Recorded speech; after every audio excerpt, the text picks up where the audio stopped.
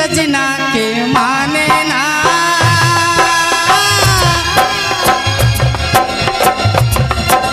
दिल दीवाना बिन सजना के माने ना,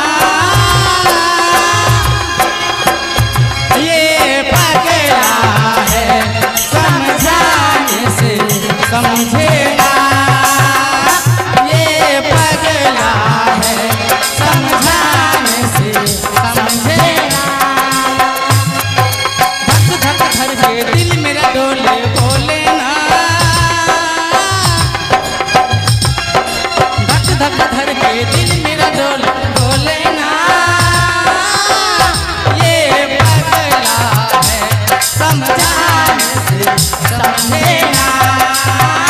ये पगला है समझाने से समझे ना।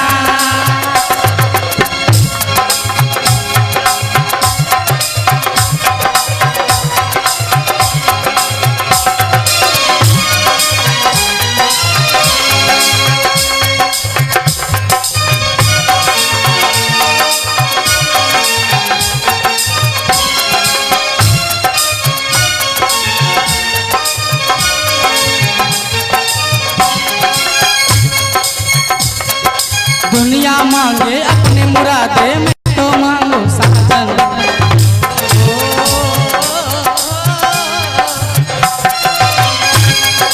दुनिया मांगे अपने मुरादे में तो मांगो साजन,